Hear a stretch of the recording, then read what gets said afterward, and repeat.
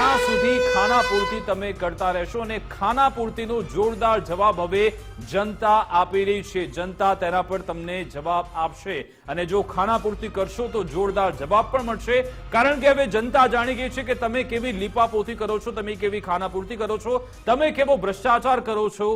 હું વાત કરી રહ્યો છું ગુજરાતમાં ચોમાસા બાદ થયેલા રોડ રસ્તાની હાલતની. કારણ કે તૂટેલા રોડ રસ્તાને કારણે જનતા પરેશાન છે. બોટાદનો એક વિડીયો સામે આવ્યો છે કે જેમાં એક જે રસ્તો છે ત્યાં ફક્ત ધૂળ નાખી દેવાય. જે ખાડા પડ્યા હતા એ ખાડા છુપાવવા માટે ધૂળ નાખી દીધી. આ બોટાદનો દીનદયાળ ચોક ખૂબ જ લોકોની અવરજવર રોજ રહેતી હોય છે. હજારો વાહનો અહીંયાથી પસાર થાય છે અને કેવા વેપારીઓ પણ અહીંયા છે. અને આ એવો વિસ્તાર કે જ્યાં લોકોની ચહેલ પહેલ વચ્ચે મોડી રાત્રે ખાડામાં ધૂળ નાખી દીધી. અહીંયાના લોકો એકઠા થયા અને પછી આ ધૂળ પ્રશાસન સામે તેમણે ઉડાડી હતી કે ભાઈ તમે આ ધૂળ નહીં ચાલે. સમય પહેલા જ્યારે મુખ્યમંત્રીએ એક સૂચના આપી, એક ફંડ રિલીઝ કરવામાં આવ્યું અને એક સૂચના આપવામાં આવી કે આખા રાજ્યમાં જેટલા રોડ રસ્તા છે એનું તાત્કાલિક સમારકામ કરવામાં આવે અને એ સમારકામ કરવા માટેની સમય રેખા પણ નક્કી કરવામાં આવી હતી કે આટલા સમયમાં એ તૈયાર થાય.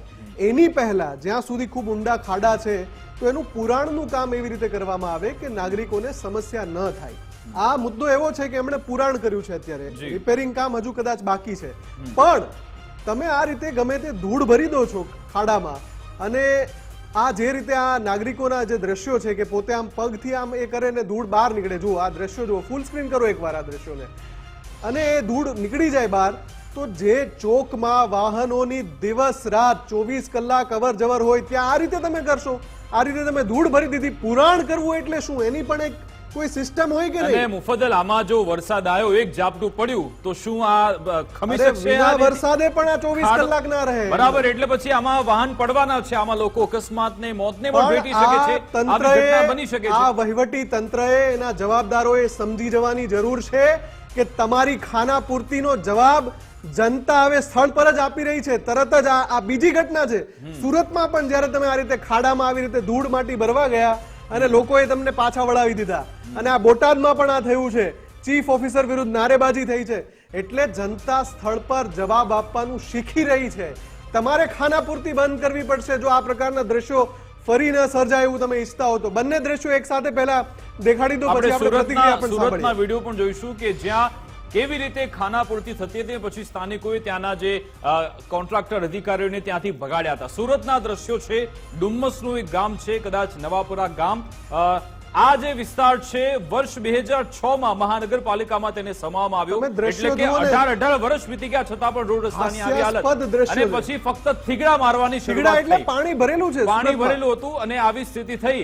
પછી સ્થાનિકોને ખબર પડી એટલે આ બધા અધિકારીઓ ઊભી પૂછડીએ ત્યાંથી ભાગી ગયા. તેમની પાસે કોઈ જવાબ જ નહોતો, કારણ કે તે લીપાપોતી જ કરવા આવ્યા હતા. એટલે કે જનતા જવાબ આપી રહી છે, તમારે હવે સુધરવું પડશે.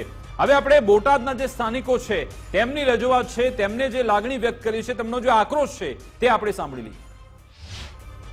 નગરપાલિકા દ્વારા 1 વર્ષથી અવારનવાર રોડ નથી બનતા, છતાં એ લોકો રોડની ગ્રાન્ટ મંજૂર થાય છે, છતાં વાપરવામાં આવતી નથી ગ્રાન્ટ.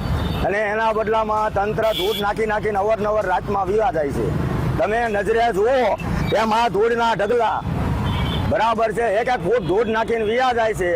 તો સરકારશ્રીને અને નગરપાલિકાને અમારી વિનંતી છે કે વહેલી તકે આ ધૂળ કાઢી નાખો. તમ તારે ખાડા અમને મંજૂર છે, પણ આ ધૂળ અમને મંજૂર નથી.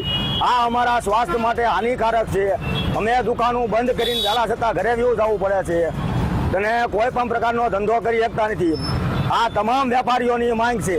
અને જો આના વહેલી તકે આ ધૂળ લેવામાં નહીં આવે તો ચીફ ઓફિસર સાહેબને તથા મામલતદાર સાહેબ તથા કલેક્ટર સાહેબને આવેદનપત્ર દેવામાં આવશે. વિચારો જનતા કેટલી કંટાળી છે કે ખાડા મંજૂર, તમારી ખાનાપૂર્તિ મંજૂર નથી.